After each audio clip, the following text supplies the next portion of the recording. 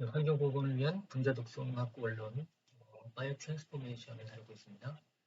페이스 2 리액션 이상 반응에 관한 이야기로 이어가겠습니다. 네, 이상 반응은 몇 가지 중요한 것들이 있는데요. 글루크로나이데이션을 먼저 얘기해 보겠습니다. 이것은 유리딘 다섯 번째 탄소죠. 유리딘 5'에 붙어 있고요. 다이포스페이트 미니 2개, 그리고 글루크로닉 엑시드라는 구조로 되어 있습니다. 이것을 약칭 UDPGA라고 부르는데, 이것을 코팩터로 삼아서 글루크로닉 엑시드를 기질에 전달하는, 그래서 친수성을 높이는 과정으로 이 글루크로나이데이션을 요약할 수가 있습니다.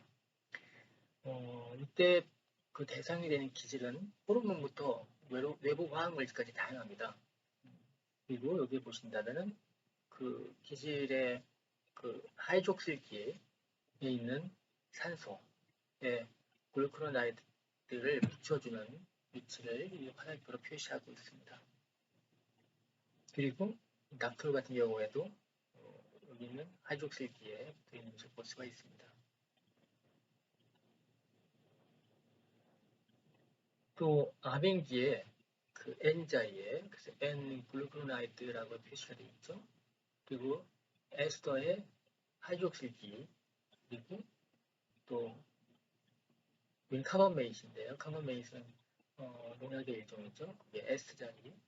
그리고 탄소도 같이 글루크로나이드, 글루크로닉 엑시드가 붙는 자리가 될 수 있겠습니다. 이것을 담당하는 효소는 UDPG라고 불리는데요.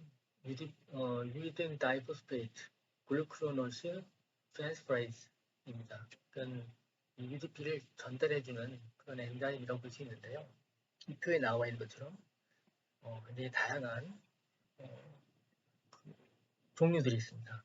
이런 부분들을 제네틱 폴리모피즘이 존재한다라고 하고 유전 다양성이 있다고 얘기하고 있죠. 글루크로나이데이션에 관련돼서 대사가 이루어질 때 친수성을 높여서 배설을 해야 되지만 결과적으로 바이오 액티베이션 되는 경우가 많이 있습니다. 이 그림에서도 그런 사례가 나타나 있는데요. 잘 살펴보시고요. 이런 글루크로닉 엑시드를 붙여서 바이오 액티베이션 되는 사례는 구체적으로 어떤 경우가 있는지, 그리고 왜 이렇게 바이오 액티베이션 되는 것인지에 대해서 여러분들께서 한번 잘 조사해 보시고 본 수업 시간에 같이 이야기를 했으면 좋겠습니다. 두 번째로 슬포네이션 반응을 살펴볼 수 있겠습니다. 여기 있는 이 구조식은 슬포네이트의 일반형을 보여주고 있는데요.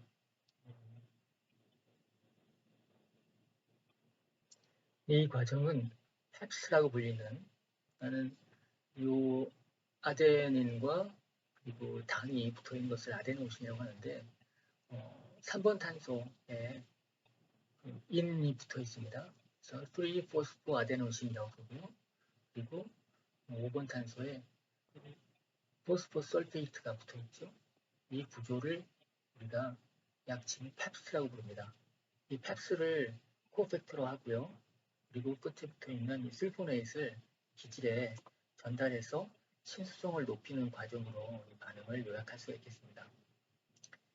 이 슬포네이션의 대상 기질은 페놀, 알코올, 아민 등등이 있는데요. 근데 이것도 이 결과적으로 반응 생성물들이 바이오 액티베이션으로 귀결되는 경우가 있습니다. 아무튼 설포네이션도 효소가 하고 있는데요. 이 약칭 설트라고 부릅니다. 그러니까 설포네이션, 설프 트랜스퍼레이스라고 하고요. 약칭 설트라고 하는데 이 효소도 역시 다양한 폴리모피즘을 갖고 있습니다. 그 다음으로 메틸레이션이 있습니다. 메틸레이션도 메틸기를 전달하는데 그 메틸기를 갖고 있는 코팩터가 있습니다. 그걸 우리가 약칭 SAM이라고 부릅니다. SR 아데노실 메티오닌이라고 불리는 이 전체 구조물에 이 메틸기를 기질에 전달하는 반응이 메틸레이션입니다. 그리고 이것을 담당하는 효소는 메틸 트랜스퍼레이스입니다. 메틸기를 전달할 때 N 자리에 또 O 자리에 S 자리에 메틸기를 전달할 수가 있습니다. 그래서 이 하이드록실기에 붙일 때는 O 메실레이션이라고 부르고 있고, 그다음에 아민기 N에 붙일 때는 N 메틸레이션, 그리고 이 설파이드 그룹에 S에 붙일 때는 S 메틸레이션이 부르는데, 결과적으로 이런 그 생성물들은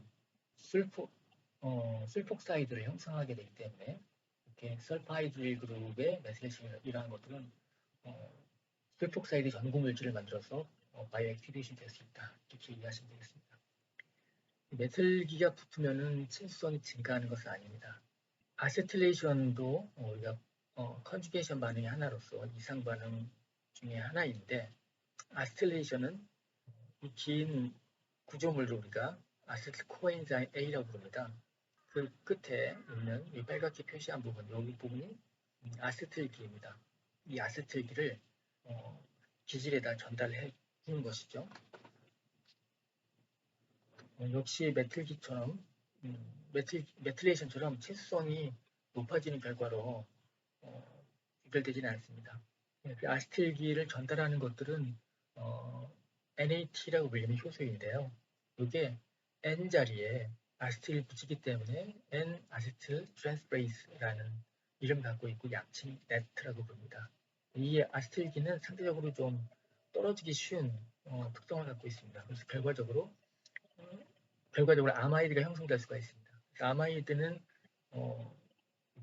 리액티브한 컴파운드입니다. 여러분들은 넷과 관련해서 이게 유전 다양성이 있고 이게 피노타입과 관련되어 있는데, 방광암과 대장암에서 넷의 유전형에 따라서 암으로 진전되는 데 있어서 감수성이 차이가 있습니다. 그래서 이런 거에 대한 리뷰가 잘 정리되어 있는데 꼭 숙제로 해오라고까지는 말씀 안 드리겠지만, 한번 이 리뷰를 잘 읽어보신다면 우리 원전에도 설명이 잘 되어 있습니다. 많은 도움이 될 것 같습니다. 꼭 한번 읽어보시기 바랍니다. 네, 그 이외에도 이 아미노액시드를 컨주게이션 시키는 그런 경우도 있습니다. 그 기질이 카복실릭 액시드 이거나 또는 아로마틱 하이드록실 아민인 경우, 이런 현상들이 일어나게 되는데, 문제는 아미노액시드가 붙어서 결과적으로 리액티브한 물질들이 형성되는 경우도 발생한다는 점에 대해서 여러분들이 기억하셨으면 좋겠습니다. 네, 여섯 번째로 글루타치온 컨주게이션 반응이 있습니다. 이 글루타치온은 굉장히 강력한 환원제이죠. 환원제라는 것은 대상을 환원시키는 그런 속성을 갖고 있습니다. 이 글루타치온이라는 것들은 글루타민, 시스테인, 글라이신 이 세 아미노액시드의 폴리펩타이드 구조물인데, 이 시스테인이 이게 사이올을 형성하고 있죠. 여기서 전자를 제공하고 있기 때문에 이 글루타치온을 강력한 환원제라고 우리가 부른 것입니다. 그리고 기질에다가 글루타치온을 전달하는 역할을 하는 것들을 그것도 효소가 하고 있는데, 글루타치온 S 트랜스페이스라고 우리가 부릅니다. 이것도 역시 다양한 그런 종류들이 존재하고 있고, 각각의 클래스의 또 유전 다양성들이 존재하고 있습니다. 이 부분은 굉장히 연구가 깊이 이루어져 있는데, 다른 것들도 그렇지만 한번 쭉 살펴보시고요. 어떠한 그런 서브타입들이 있는지, 그리고 잘 선호하는 기질들이 무엇인지 이런 부분들을 여러분들이 한번 눈여겨보셨으면 좋겠습니다. 글루타치온은 전자를 제공하는 능력이 굉장히 뛰어납니다. 그렇기 때문에 친전자성 물질들에게 전자를 제공해 주게 되는 것이죠. 그래서 굉장히 그 형태로 그냥 안정적으로 만들어낼 수가 있습니다. 그래서 배설도 쉬워지게 되고 또 반응성도 낮춰주게 되고, 여기 있는 그림들은 그런 일렉트로필릭한 물질들을 어떻게 안정화시키는지에 대해서 보여주고 있습니다. 또 글루타치온은 구 분자가 효소에 의해 매개되든 아니면 화학적으로든 작용을 해서 이 그림에서 본다면 한 번 작용되고 그다음에 또 두 번, 두 분자의 글루타치온이 들어가서 이렇게 SS, 다이설파이드로 연결되어 있는 이 GSS를 형성할 수가 있는데 이런 식으로도 전자를 제공할 수가 있다. 자, 앞에서 우리가 봤었던 이런 것들은 그 글루타치온이 붙어서 이제 배설될 수 있는 구조입니다. 물론 뒤에 설명드리겠지만 여기서 이제 펩타이드들 가운데에서 일부 아미노애시드가 떨어져 나가게 되고 그렇게 되면서 보다 리액티브한 물질이 형성되는 경우도 있긴 합니다. 하지만 대부분 이제 배설이 돼서 바깥으로 빠져나가죠. 이런 경우에는 이제 체내에 남게 되는데 이렇게 남겨져 있는 본 자체로는 산화된 형태가 되겠죠. 이것들은 글루타치온 리덕테이스에 의해서 다시 환원될 수가 있습니다. 그래서 재활용되어서 나중에 다시 이제 환원제로 활용될 수 있는 형태로 돌아가게 됩니다. 우리가 앞서 그 글루타치온이 3개의 아미노애시드가 공유 결합, 펩티드 결합되어 있는 구조물이라고 말씀드렸었는데 글루타치온이 기질과 결합되어 있는 형태를 표시하고 있습니다. 그런데 그것이 몸 안에서 감마 글루타밀 트랜스퍼레이즈에 의해서 글루타믹 애시드가 먼저 떨어져 나갈 수가 있습니다. 그리고 이어서 글라이신이 또 효율적으로 떨어져 나갈 수가 있습니다. 그러면 이제 시스테인만 남게 되는데 기질과 시스테인이 요 S본으로 결합되어 있는 형태입니다.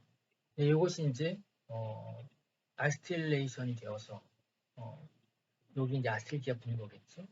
그렇게 돼서 배설되면 이제 별 문제 없이 진행됩니다.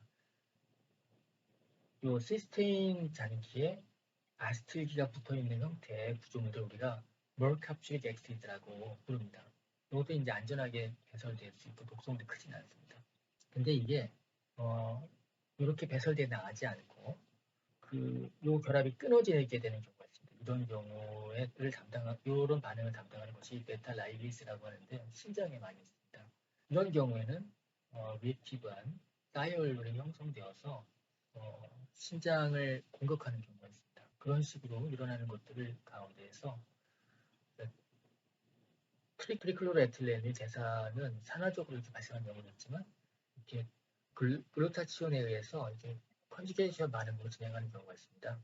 그래서 제가 여기서 설명드렸었던 일반적인 그런 글루타치온의 대사, 분해되는 정도를 잘 따라가면서 안정적으로 배설되어서 바깥으로 나가면 좋은데 머캡식 엑시드까지 되어서 근데 배설이 대부분 되지만 일부 되지 않고 머캡식 엑시드가 추가로 산화되어서 술폭사이드가 형성되면 리액티브가 형성이 되는 것이고 또 그 시스테인이 붙어있는 상태에서 메탈라이즈에 의해서 이런 형태가 된다면 사이얼 그룹을 형성할 수가 있거든요. 이거는 리액티브하기 때문에 바로 이런 구조물들이 형성하게 되고 이거는 사이토톡식한 형태가 되는 것입니다.